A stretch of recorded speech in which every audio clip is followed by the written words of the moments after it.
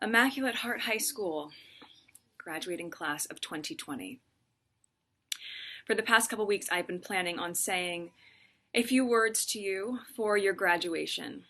And as we've all seen over the last week, what is happening in our country and in our state and in our hometown of LA has been absolutely devastating. And I wasn't sure what I could say to you. I wanted to say the right thing, and I was really nervous that I wouldn't, or that it would get picked apart. And I realized the only wrong thing to say is to say nothing. Because George Floyd's life mattered, and Breonna Taylor's life mattered, and Philando Castile's life mattered, and Tamir Rice's life mattered. And so did so many other people whose names we know and whose names we do not know. Stephon Clark, his life mattered. And I was thinking about this moment when I was a sophomore in high school. I was 15, and as you know, sophomore year is the year that we do volunteer work, which is a prerequisite for graduating. And I remember my teacher at the time, one of my teachers, Miss Palia, said to me before I was leaving for a day of volunteering, always remember to put others' needs above your own fears. And that has stuck with me through my entire life, and I have thought about it more in the last week than ever before. So the first thing I want to say to you is that I'm sorry. I am so sorry that you have to grow up in a world where this is still present.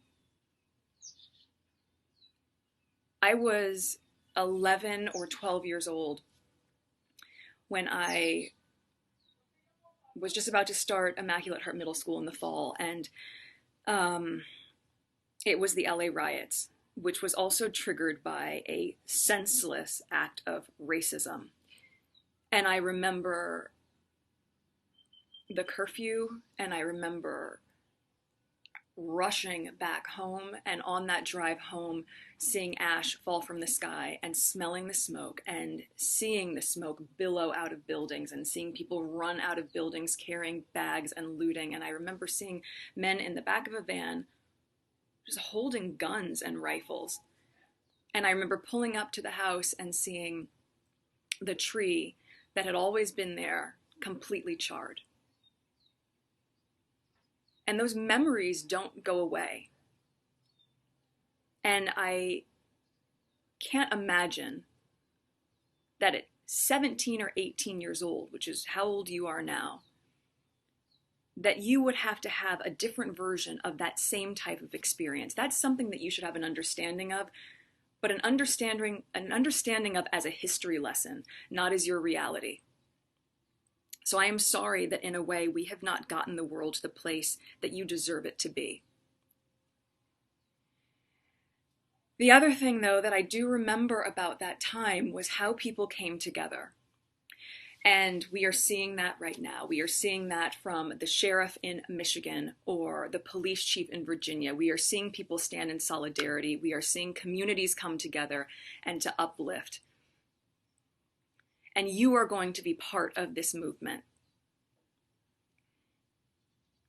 You are going to lead with love. You are going to lead with compassion. You are going to use your voice. You are going to use your voice in a stronger way than you've ever been able to, because most of you are 18 or you're going to turn 18, so you're going to vote.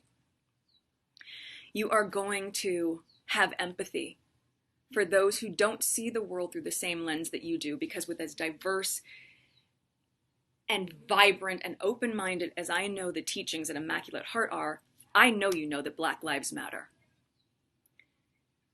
So I am already excited for what you are going to do in the world. You are equipped, you are ready, we need you, and you are prepared. I am so proud to call each of you a fellow alumni, and I'm so eager to see what you're going to do. Please know that I am cheering you on all along the way. I am exceptionally proud of you, and I am wishing you a huge congratulations on today the start of all the impact you're going to make in the world as the leaders that we all so deeply crave. Congratulations, ladies, and thank you in advance.